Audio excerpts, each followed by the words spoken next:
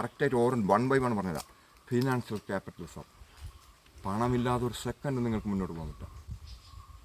പട്ടിണി കിടക്കാൻ 1000 രൂപ ആവശ്യം. പട്ടിണി കിടക്കാൻ 1. മതം 2. മക്കൾ 3.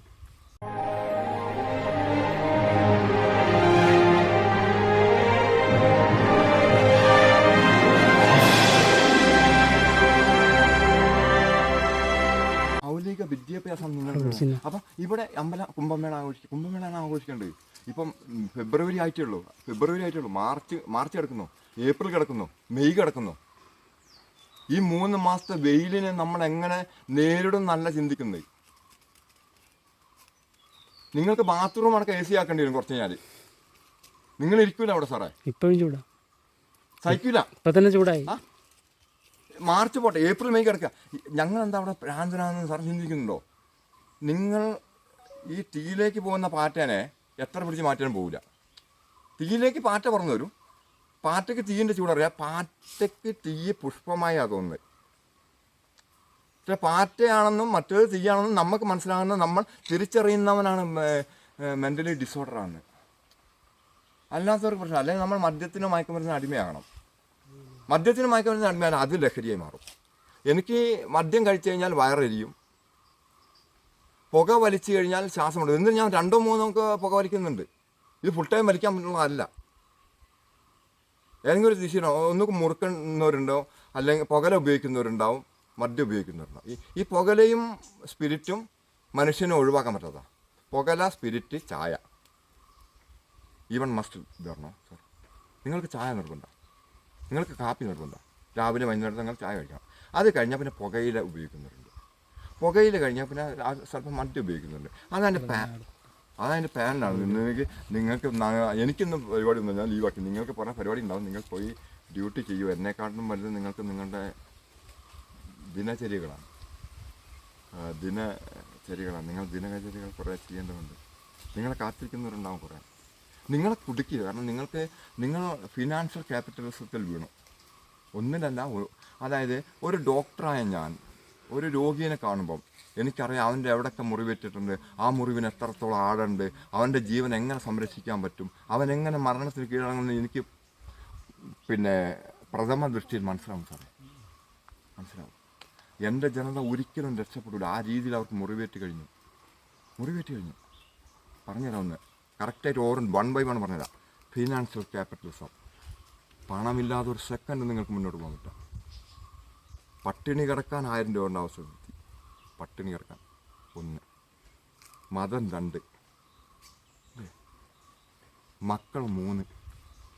മക്കൾക്കൊന്നും നല്ല എഡ്യൂക്കേഷൻ അല്ല കൊടുക്കുന്നത്. മക്കൾക്ക് എങ്ങനെ MDM കൊടുക്കാം, എങ്ങനെ നീലച്ചിത്രങ്ങൾ കാണിച്ചു കൊടുക്കാം, എങ്ങനെ അന്തരീക്ഷത്തിൽ നിർത്താമെന്നാണ് ചിന്തിക്കുന്നത്. 4-മത്തെ നിങ്ങളുടെ നിത്യ ചെലവുകൾ. 5-മത്തെ കാര്യം നിങ്ങളുടെ ജീവൻ നിർത്താനുള്ള ഭക്ഷണ സാധനങ്ങൾ. 6-മത്തെ നിങ്ങളുടെ ആഗ്രഹങ്ങൾ.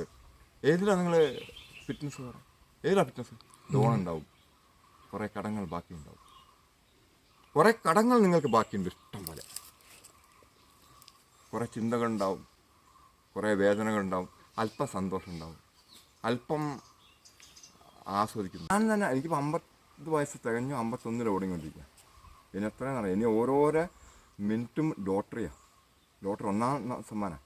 കാരണം തീരേണ്ട സമയം എപ്പോഴോ കഴിഞ്ഞു. കാരണം അതെ നിങ്ങൾ വിശ്രമിക്കൂ, കുറച്ച് നേരം ഇത് കാണൂ. കാരണം എനിക്ക് പറയാനുള്ളതെന്ന് പറയാം, ഇത് ഒരു യൂണിവേഴ്സിറ്റി ഓഫ് വേൾഡാണ്. യൂണിവേഴ്സിറ്റി ഓഫ് വേൾഡ് എന്ന് പറയാൻ ലോക സർവകലാശാലയാണ് വനം. ഈ വനത്തിൽ നിന്നാണ് മനുഷ്യൻ്റെ നിലനിൽപ്പും, കാട്ടിൽ നിന്ന് മനുഷ്യൻ്റെ നിലനിൽപ്പ്, ഭക്ഷണം, കണ്ടുപിടുത്തങ്ങൾ സർവ്വവും കാടാണ്. ഇത് ഒന്ന് ഉരുള് പൊട്ടി താഴോട്ടിറങ്ങുമ്പോഴാണ് നാട് കാടായത്. നാട് കാടാകാൻ ഈ കാടിന് പറ്റും, നാട് കാടാക്കാൻ ഈ കാടിന് പറ്റും. പക്ഷേ കാട് നാടാക്കാൻ നമുക്കേ പറ്റുള്ളൂ. കാട് നാടാക്കാൻ നമുക്ക് പറ്റും, പക്ഷേ നാടിനെ കാടാക്കാൻ കാടിന് പറ്റും.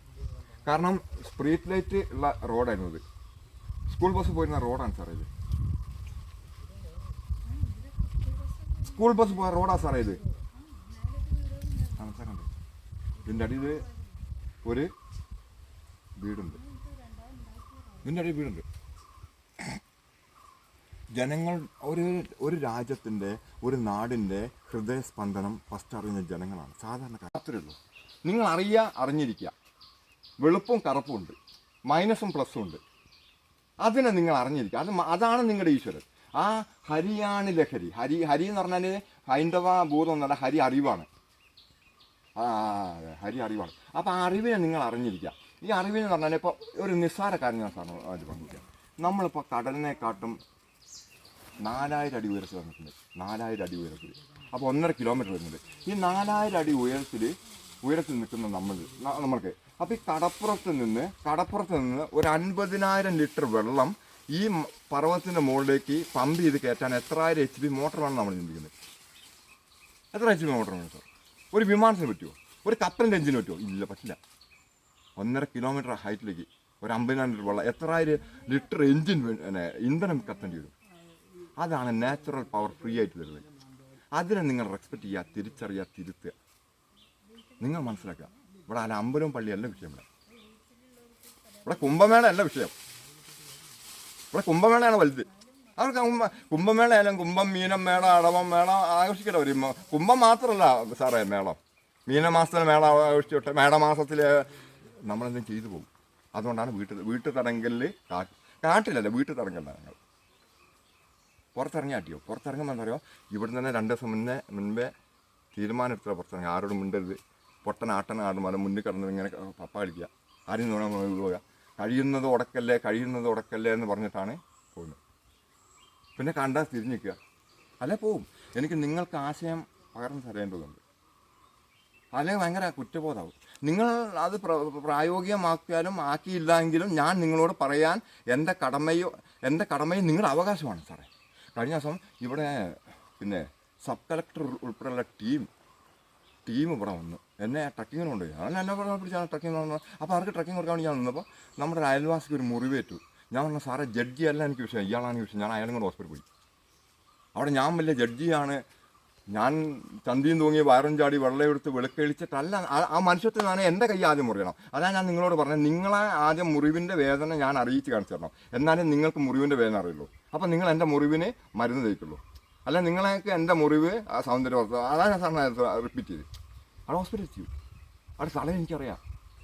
അയാളുടെ വെയിൻ കട്ടായിരിക്കുന്നു, അസ്ഥി കട്ടായിരിക്കുന്നു. അയാൾക്കറിയില്ല. അതിന് മാത്രം വിദ്യാഭ്യാസമല്ല. എൻ്റെ പേരൻസാണ്, എൻ്റെ ബാപ്പയാണ് ആ സ്ഥാനത്ത് നിൽക്കുന്നതാണ്. അയാളെന്നെ തല്ലും ചീത്തറിയൊക്കെ ചെയ്യും.